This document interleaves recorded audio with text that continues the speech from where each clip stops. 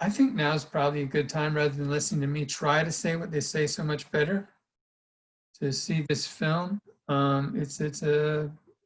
We've seen parts of it already, but this is specifically about redlining, so I'll get that started here. I'm going to share my screen. Share sound. Now looking at my screen. And here, I'm pretty sure I have queued up to the right place. Here we go. Is now a part of the American way of life. In 1968, President Johnson signed the Fair Housing Act. For the first time, racial language was removed from federal housing policy. Non-white families began moving into traditionally white communities in numbers. We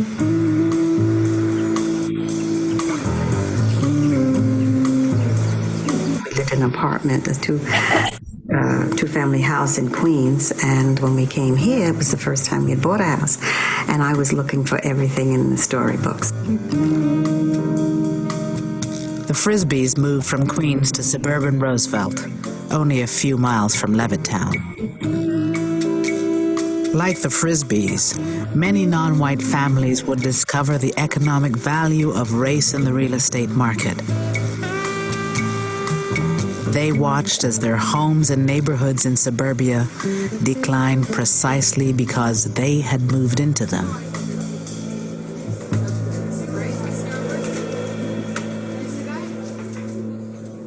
When I moved into a neighborhood, I thought it would stay intact the way it was. On the street that I moved on when I moved there, it was predominantly white. Within 2 years, it was predominantly black. It was called blockbusting. Real estate agents preyed on the racial fears of white homeowners to get them to sell their homes quickly for less than market value.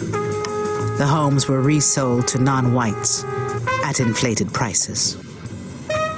Well, they would say, you know, we're having black people move in. Now, I will give you cash if you want to sell me your house. Do you want to stay with black people next door to you? And that's the way it went on. And as Bunny said, a lot of the people just said, yes, I'll take the money and run.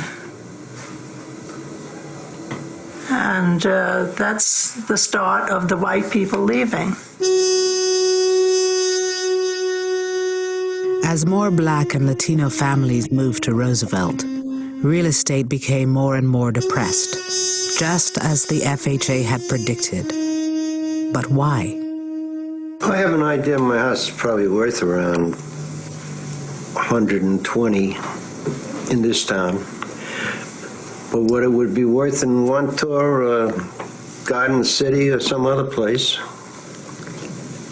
probably around 200,000 or better. Now you're talking about 80,000. You said to me one time about why do people dislike the blacks? Well, money-wise, there's a reason. Not that you dislike the blacks so much, but you dislike what happens when a community turns from white to black. It wasn't African Americans moving in that caused housing values to go down in Roosevelt and other neighborhoods. It was whites leaving. When a neighborhood, a previously white neighborhood, starts to integrate, even if individual whites don't have personal or psychological animosity or racial hatred, they still have an economic incentive to leave because they recognize that others might make the same calculation and leave first. So you get a vicious circle where whites calculate that other whites are going to sell when a neighborhood integrates, therefore they want to sell first to avoid losses, and they actually make it happen. They make white flight happen. And if you think about African Americans, if African Americans are 20% of that market, it means that 80% of the people are not looking in those places for homes. So the prices of those homes declines or stays stable. And banks contribute to this by continually making loans in regions that are on the rise, white communities, and making it difficult to get loans in black communities. So there's a difference. There's a lack of symmetry that's important to keep in mind. So it's not the same when whites are all by themselves. Because when they're all by themselves, they're taking all the resources with them. They're taking all the amenities with them. But when blacks are by themselves, they can't get loans. They don't have a decent tax base. There are no jobs, and then that becomes associated with black space. In the end, what happened to Roosevelt happens in many neighborhoods when white families and businesses flee. The tax base eroded. Schools and services declined. The town was seen by county officials as a legitimate dumping ground for welfare families. All right. Well, that was about blockbusting. It was not about redlining, which we will get some other time. But it is another example of systemic racism. And the system that they're speaking of here is where realtors, unscrupulous realtors, are conspiring to get a neighborhood, the housing values in a neighborhood to decline through the use of fear. And And they do the same thing with schools. yeah, could you extrapolate on that? They cite what the racial makeup of schools and or the diversity or lack of diversity, and sell that lack of diversity. They do today. Helen, from what perspective are you making that statement? From having taught in one school district and living in the other. And my children went to school here in Temple.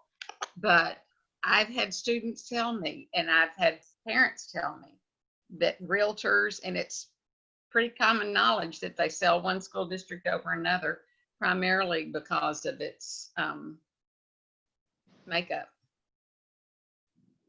Good. A lot of that. And that's sad to say, but it very much happens. You know what shocks me about this book is how clueless this woman was to the stuff. I think those of us who grew up in the South, we've seen it all our lives. This has gone on a while. That's not the first time that it's been heard of. We actually had a house. Most of you know, I live in this little cul-de-sac. And when a gentleman died and his daughter was going to sell the house, and I'm quoting what this woman said. She told a woman in our neighborhood, told the daughter, now don't sell this to a blank or a blank or a blank, you know, which is an absolute violation of the law. And I told her I hope she sold it to someone who was purple and Muslim and wore a turban. Just, That's a good answer. just wanted to pull out my hair. I personally experienced many years ago when someone that my parents and I knew actually told them personally they had a house right by where they were living, and they said they would not rent it or sell it to a black person or somebody that drank. So you see, this has been around a while. I'd like to share something. When I was a senior at Texas Tech, 1972, I rented a house with 3 other girls. The same person owned our house and the house next door. We hadn't been there too long when 2 African-American young men knocked on our door and asked if we would mind if they lived next door to us. And we sort of stammered, you know, a couple of us were at the door and we just sort of, you know, stammered and said, well, no. And they said that the landlord, the man who owned both houses, told them that he would only rent it to them if the girls who lived next door didn't mind. I mean, they were two African American students at Texas Tech, and they had to get permission from the white girls in order to get permission to rent that house. And I mean, that's always stuck with me. We did invite them to a party once at our house, but I mean, I can't say that we ever became friends, but just wanted to share that. What year was this? I missed that. 1972. Thank you. Thanks, Diane. Appreciate that. Well, Peter, Yes. when I first moved here, I didn't realize that a Black family lived next door to me. In fact, I didn't see them because they were out of state for a while. I knew they were gone because somebody was taking care of their dog. So when they came back and I waved at them and said hello and talked to the man, and I've talked to the wife several times, but I hadn't lived here very long when a very well-intentioned neighbor a woman who lives in the neighborhood, came to me and said that, isn't it a shame about that property next door? And I said, well, what do you mean? She said, well, it's just gone downhill. When so-and-so lived there, it was just immaculate. And I said, well, the people have been gone for a while, but they've taken care of their property. And I said, I don't understand what you're talking about. She said, well, look at those old cars parked in the driveway. Well, those old cars are classic cars, they're nice cars.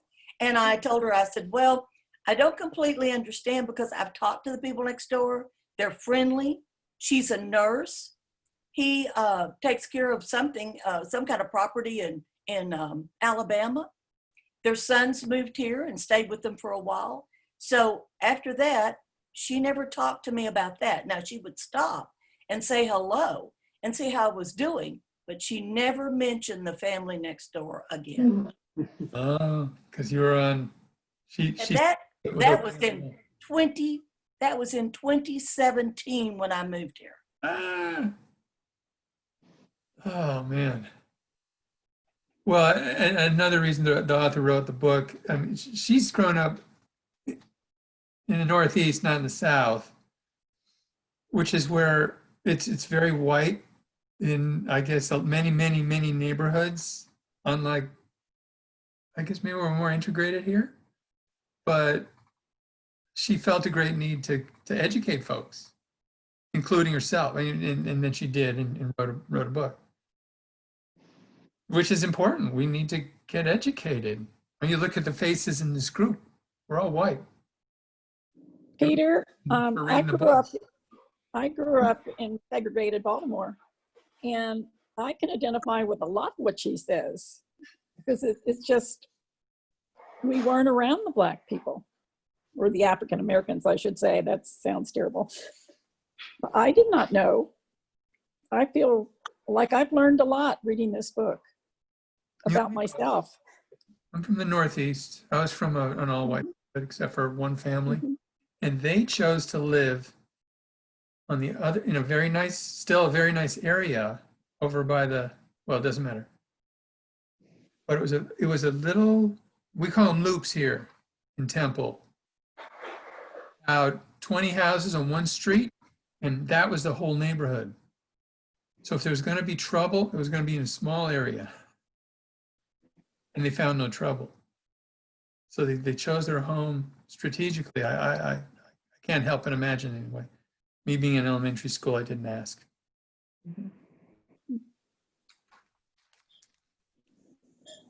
So I'm going to ask a question. All that we are learning from this book or being made aware of, what are we going to do with it? What are we supposed to do with it other than be aware? Anyone? Go ahead, Claire. I think that's the point, is to be aware of these things. This kind of jumping to, I think it's chapter 16, where she realized like she wasn't even aware of, like, she gave the example of the woman who was in the wheelchair at the grocery store. She never thought about like all of those products that woman can't reach. Or, gee, I hope that there's a ramp so she can get off the curb and go to the vehicle that brought her, you know, or man, if she has to go all the way home, I hope that there's a sidewalk all the way home.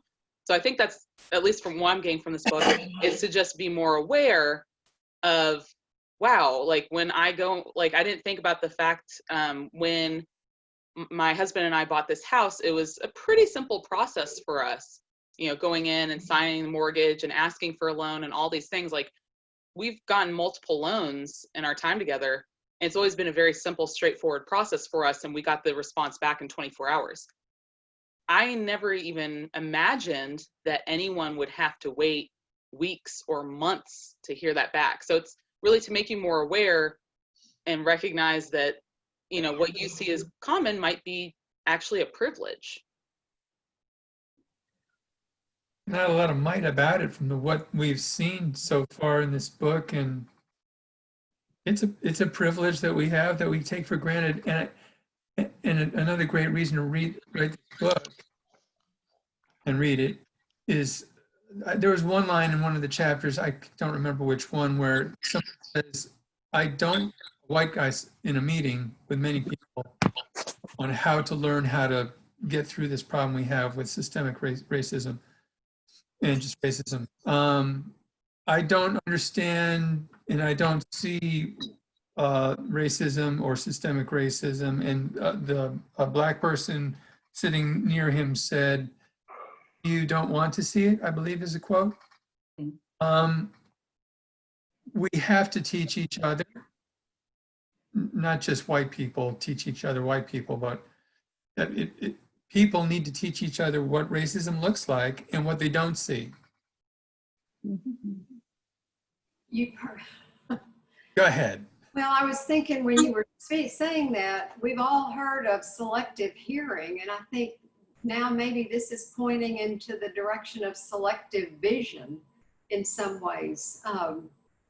And I've been thinking too about, as people have commented and watching the video and reading this, I always was very proud, and I am proud to be an American, but I always had thought of the American dream. We've all been taught that anybody can become anything, but you really do have to have the right tools and opportunities. And this book has spelled out to me more vividly how unfair it has been for people of color or people of any non-white. So there is such a thing as white privilege. And I think this is helping us see that more clearly or becoming aware of it.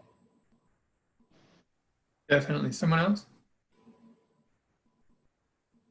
Okay. I could perhaps pollute the conversation with some of my things that have passed through my head.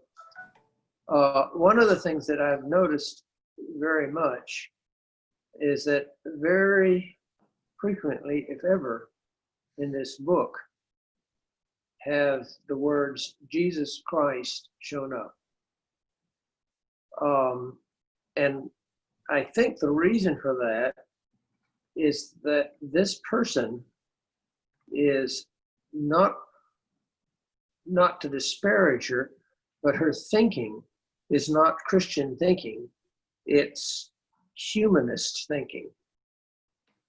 So one of the precepts of humanism is that all people are inherently good. Underlying the nature of people's souls is goodness, is part of the humanistic philosophy. That's not part of the Christian philosophy.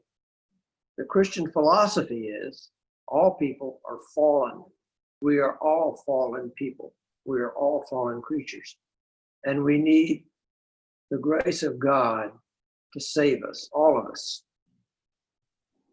So one of the things is there's a lot of sort of guilt transfer going on in this book.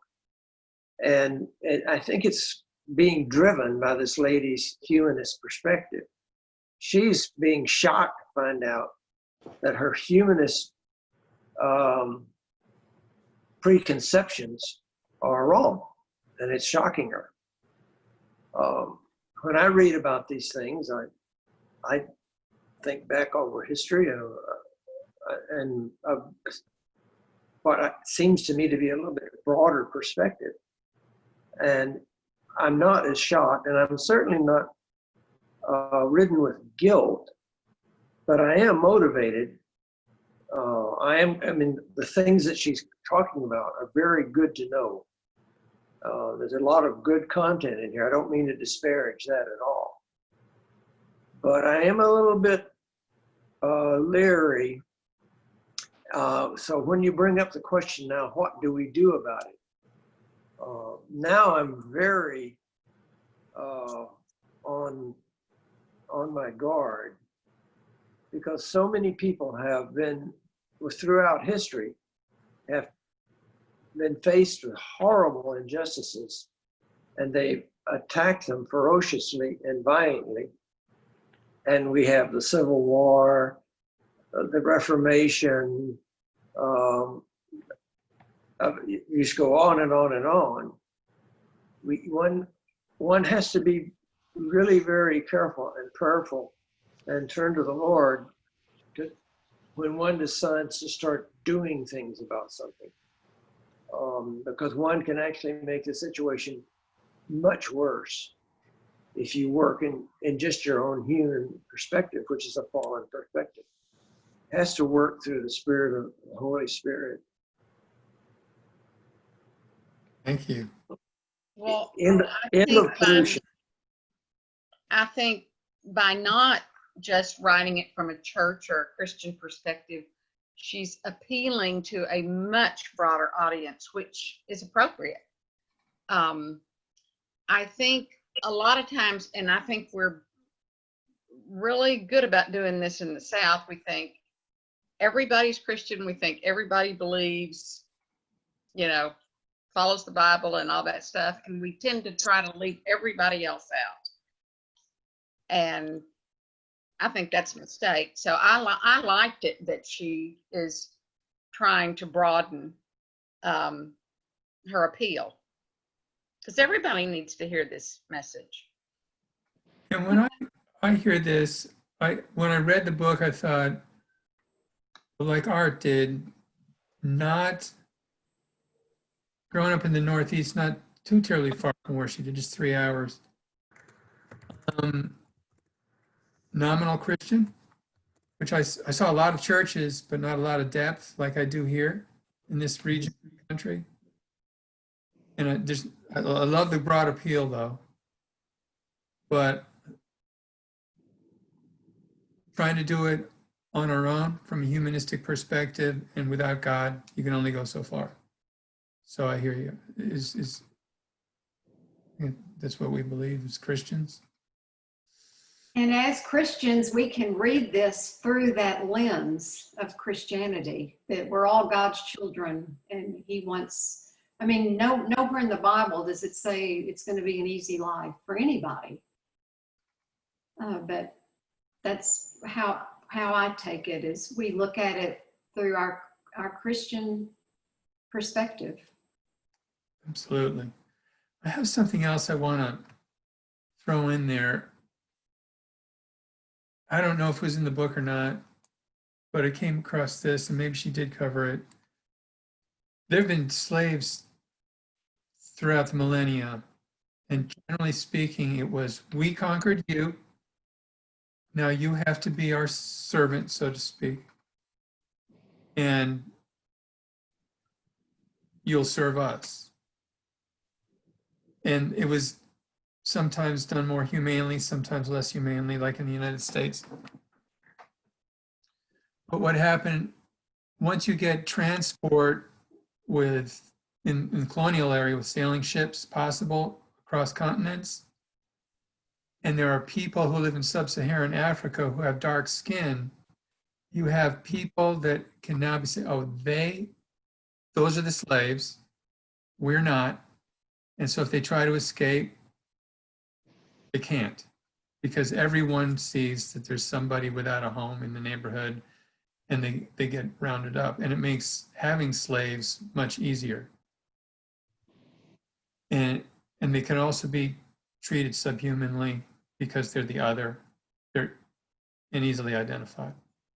And I think that that goes on today because of the history of this country where they weren't given education, opportunities for education that was equal for centuries. Not given opportunities for education, and then they're not equal. And then the neighborhoods are broken up so that even today, Helen, as Helen said, we have neighborhoods that are white and neighborhoods that have a lower tax base. And so their schools aren't as well funded. And realtors still push it today. So I just wanted to put that out there. Helen, do you think that Go ahead, Flo. do you think that, you know, talking about the difference in real estate values on certain areas, you know, and what realtors are telling people about where they probably would want to live, do you think that the schools in those areas, is there any difference in funding? Let's just be honest, in the Temple schools or in the Belton schools, have you observed that there is difference in funding? I don't know as much about funding, but I've had students, and of course, I've been gone for 7 years, let me say that. Yeah. But I've had students tell me that their parents did not want them in the Temple Well, I school understand. because they felt like they would be a minority. I understand what you're saying, but you're talking about the when the neighborhoods go down, the tax base goes down, and then, you know, I just, between the funding is, you know, kind of what you were saying. And Yeah, well, funding is, well, the state has tried to take on more, but then the localities, you know, tax their tax base, and you see a tremendous amount of disparity when you get, Claire probably knows a lot more about this than I do. And I know John Hancock, if he's listening, does. You know, like areas near the border where it's terribly impoverished and you're getting this much spent per student. You go to an area like Highland Park and you're getting this much spent per student. And that's why they started trying to do some equalizing from the state, which, I mean, it's not there yet, but it's better than it was. But you can understand, I mean, if you paid $3 million for a house and for you to live in that neighborhood and you want your kids to go to that school, you don't want the money from your tax base being taken out and sent across the state. You know, you can see both sides, but it is a problem. well, I was speaking more of just our local situation. I think you can see facilities just because you can walk in the school buildings and see. Well, in my experience, a little thing on what you're talking about, Flo, is what I've seen since I deal with the majority of the students who enroll at Temple High School. So I get to meet a lot of parents, and a lot of parents are very proud about going to Temple High School, that they graduated from there. They want their kids to go there. And so they come to enroll, and I find out their address is not in Temple ISD. And they tell me, well, my realtor says that it was. And the only people that I've ever heard tell me that, hey, my realtor said I live in this district were not whites. I've never had a white family come in who was told that they're, you know, oh yeah, this house is in the district you want it to be in.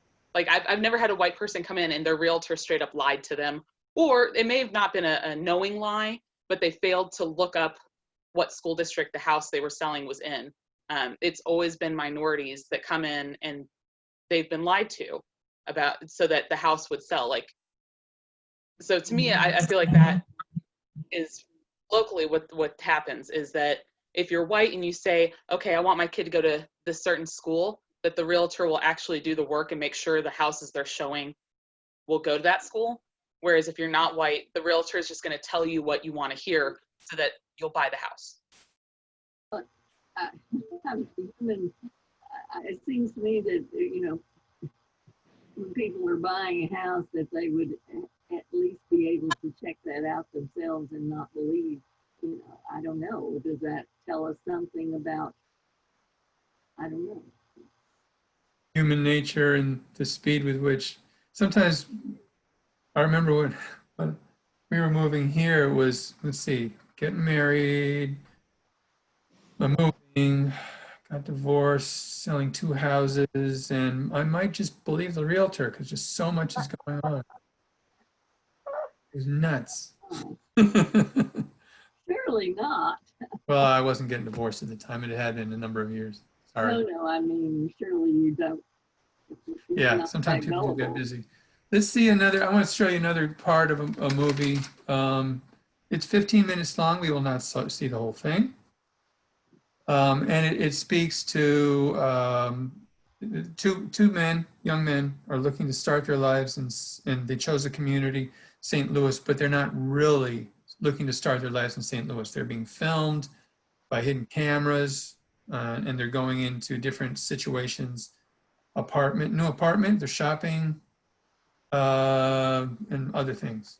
And one's black, one's white, and we will see. Some of you got to see, oh, how many got to see it already? I did. 2, 3, 4, Mark, 5. So about half the class. So we won't see a whole heck of a lot. But I'll share my screen now. We'll get it going. Share. And is this it? There we go. And tonight, nearly 30 years later, we bring you the results of a primetime investigation.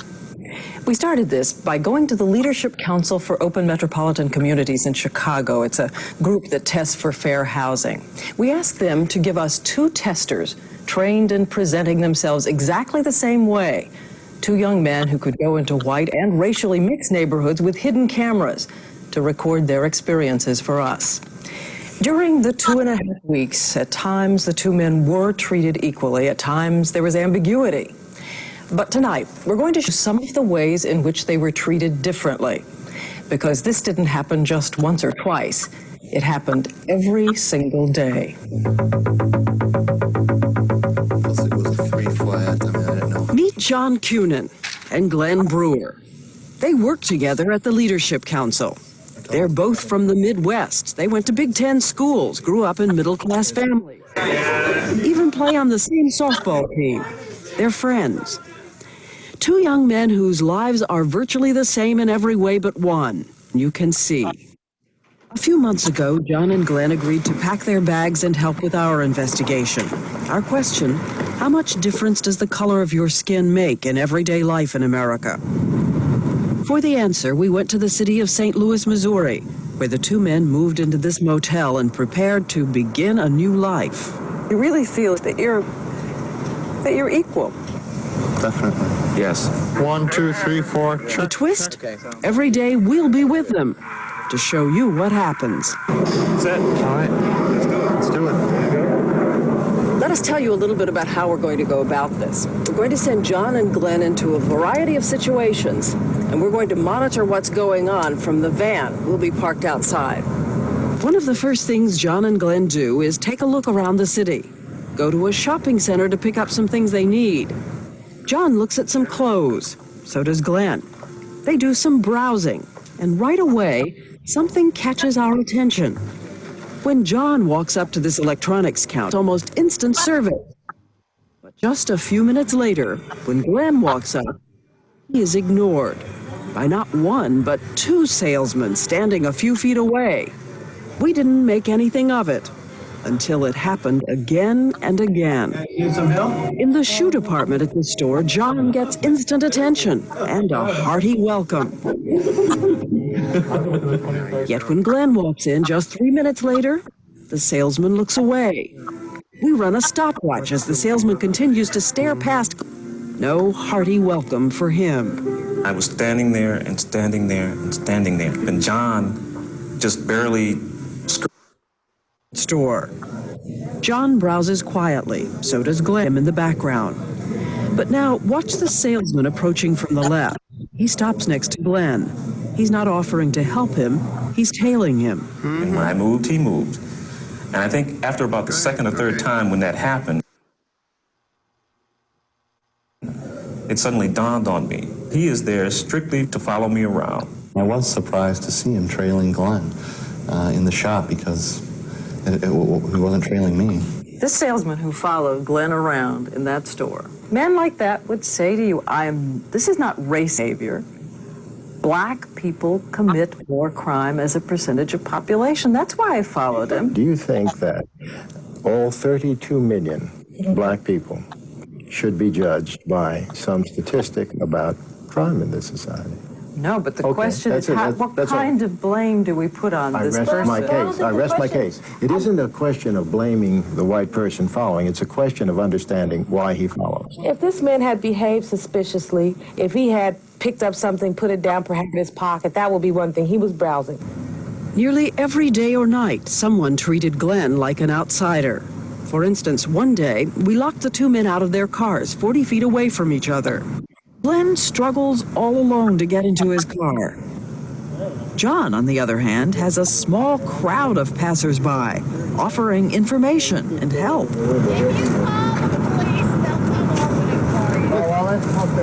Everybody who came by in my car, it seemed, had something to say to me. And you? No help, no one. One night, John and Glenn go for a walk in downtown St. Louis, one just ahead of the other. But when a police car passes by, it's Glenn who gets the pointed once-over. When he got to where John was, he rolled right by John. But he stopped, leaned out the window, just to inspect you. Yes. And on another night, walking on a residential street in white South St. Louis, a truck slows down next to Glenn. Our microphone man leaning out and telling Glenn he's in the wrong neighborhood. Hey. The implication there was we were not where we were supposed to be. Which is in the north part of St. Louis, as far as he was concerned. Yes. Let's stop there. And I actually had a person of color, a man who had actually played some time in the NBA and became a hairstylist. And I used to go in to him for getting my hair cut. And he was from St. Louis. He said, "No, you don't want to be there. No, if you look like me, you don't want to be a St. Louis resident. Why? No, you don't want to do it." And you're starting to see why, but it's not just in St. Louis. No. So, but that was the experience they had that time. And that was, yes, it's from 1991 or 2, and then shown, it was published in not too long, just a few years ago, but still, United States. Any thoughts on what we all saw? Well, Peter, when I lived in Austin, we had an associate pastor that came to our church, and her husband worked for IBM. And they moved into a very, very nice neighborhood. They drove nice cars. But when they first moved there and Willie went home, he was stopped by the police. And they asked him, "What are you doing in this neighborhood?" And Willie said, "Well, I live here. I've moved in, I've lived here." But he was stopped numerous times in Austin. And it was simply because of the color of his skin. So I call that driving while black. And that happened to him several times. So and that was just a few years ago. So it's there. It's there. Yeah, I had same story, Highland Park. My daughter went to a school where kids came from all over Dallas. And then some of the parties at night would be held in kids' houses in Highland Park. And the black kids knew that if they went and drove in there, there's a good chance they were going to get stopped. And it happened too. And just because there were black kids in the car. That's right. A black kid in the car. I recently saw just a little clip of a black country western singer, and I've forgotten his name, but he owns a ranch just outside of Austin. And when he first moved in, one of the neighbors came over and knocked on the door, and when he answered, they wanted to speak to the owner. They just assumed that this black man, right, must be a handyman or whatever at the ranch, and he was the owner, and that's right outside of Austin. That's right. That's right. Actually, a blues guitarist. I'm trying to remember his name. Blues Yes, guitarist Austin. yes, and he taught himself how to play, and he's very, very good. And I'm sorry, I can't remember his name. Gary Clark Jr. Yeah, he's a big deal. There's a guy that was in Cream and played guitar for them. One of the best guitarists in the world. Compared him to Jimi Hendrix. This Right. respected in the music world. And yes, he was asked, may I see the owner? Sad story. Yeah. I'm going to peruse my notes here, see if there's something else before we wrap up in the next 9 minutes or so. Anyone else with thoughts regarding that film? Well, I appreciated that they point out that, when like Glenn was first ignored, at a store, they thought, oh, it happens. And it's the fact that it happens all the flipping time. It's because it happens to all of us where we go into a store at some point, someone doesn't notice us. And so it's easy for us to think, oh, well, that happens. And that's not the point. It's the point that it happens consistently to people who are not white. Whereas to someone who's white, it's rare. And we don't see that. And that's why there's frustration, though, from Black people. It's because it happens every day. They have to dress properly to go shopping, can't go looking out, like the author said, in shorts and a t-shirt, walk into a place like maybe, I don't know, an upper end store and not feel like people are going to be watching them because they've dressed wrong that day, et cetera, et cetera. It happens every day. Yes. Well, and just the way that some of the different people spoke to the white young man versus the Black young man, say at the job placement office where they gave a list of jobs, and they treated the white man very politely. And then when she gave the list to the Black young man, it was like, now don't you go share this with him, yes, very condescending. Could you imagine working with an employment agency or employment agency personnel who acted like that towards you? It's terrible. Okay. And the author used iceberg as an illustration or a metaphor. She could only see so much that was above the surface, but when you dig a little deeper, like what we're doing here, there's so much more down below the surface. Oh, that's what I wasn't seeing. And I need to see that. It's important. It makes a difference to so many people's lives. It makes a difference to the health of this nation. Because if the nation has so many persons by percentage that are of color and they're being kept out of, well, just only on the from the economic sphere, leave alone the behavioral and the mental health issues that might occur as a result, et cetera, et cetera. It's bad for the nation. So that's a problem. It's a big problem for all of us if we don't dig deeper and she'll go in. Flo, you asked earlier, said, what do we do? Well, she goes into that later. We're only 16 chapters in, so there's still hope. Have some answers just in one book. And there's more. There's a bibliography.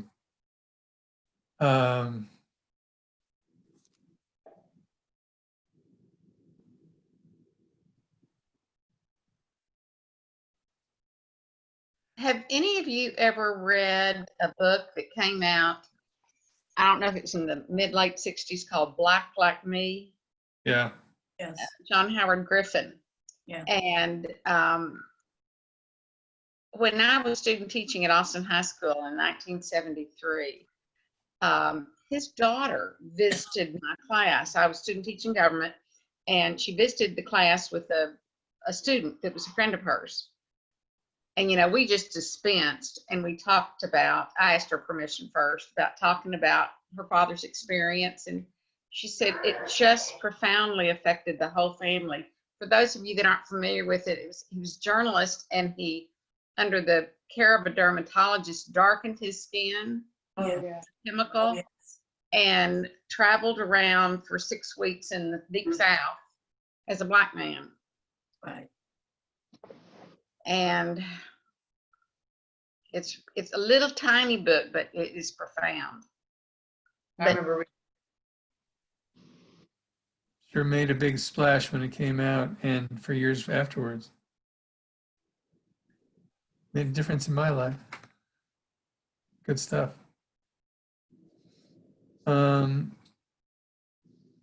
Snap judgments. That's chapter 16. I think one of the things that this topic, discussing it and going deeper, trying to find reasons why we think what we do, what we can do, having more knowledge is, I think it's easy as white people or as people in general, is you look first at the color of a person's skin, and that's a such and so colored person. There's a reason that Levittown could say whites only, but that means you're going to have Jews, Poles, Russians, Italians, etc., Serbs in the same neighborhood. But if your skin is the wrong color, you can't do that. Well, we have to start thinking when we're making snap judgments about persons and playing the identity game, maybe in high school. We need to treat people especially as groups, as individuals. And we need to be more aware of what we're thinking as we are getting to know, especially as we're getting to know people. In sales, for example, when you're in the record store and you're a salesman, you could do well by reading this book.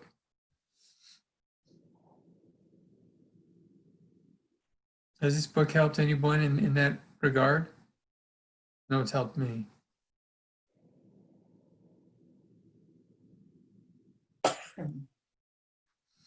Maybe not. Well, I think these chapters work well together. One more note here. One of the parents was telling their kids, chapter 14 it was, white kids who do drugs go to college. Black kids who do drugs go to jail. I know, and maybe this is too much info. No, it's not, because there are a lot of people who've used marijuana through the years, but I was one of them. But I did. Not proud of it. And I got caught by a police officer once. In my mind, not constantly, often goes back. Had I been black, would I have gone to jail? Would I have my record still? I don't know. Maybe so. And that could have changed my entire life. Absolutely. And there are plenty of people who've gone to jail who've done that, been caught once. And in jail today, there are far more black people in jail for marijuana infraction than white. Right. Far more. As a parent of an African American, I would have to instruct Josh that what his white friends could get away with, he couldn't. Can't do it. Because he was black, and it was a hard pill for him to believe that, because he was an active member of the football team when he played football, and he was held in high esteem. And yet, when he went out, I'd have to remind him, watch out. Off that football field, they don't know you. The cops surely don't know you. And you are black. Good point. Would someone else, I did not write a prayer, and last time Lee pointed out for me that I used the word opportunity 3 times in a prayer. That was 2 classes ago. Perhaps y'all noticed. Would someone like to close us in prayer today?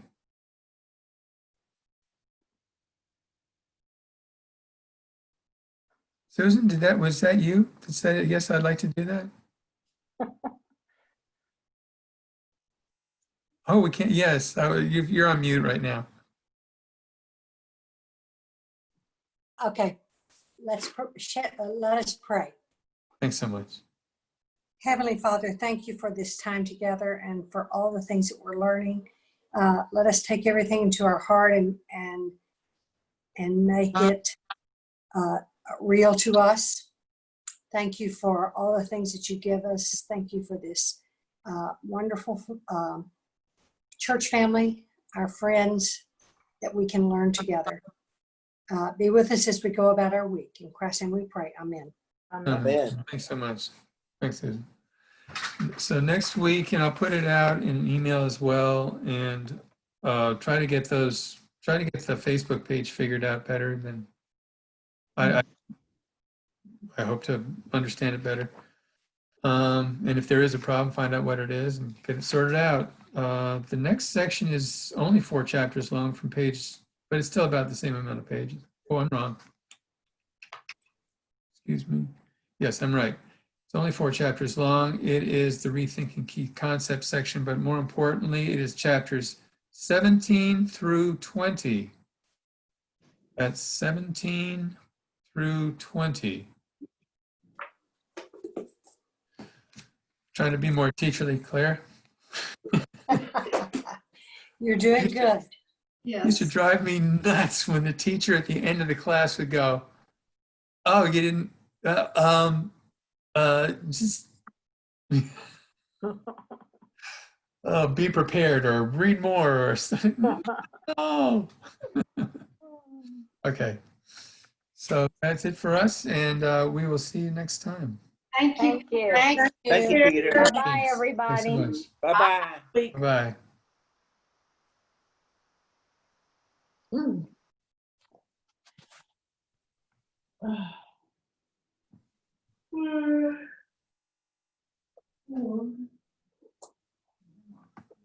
don't know.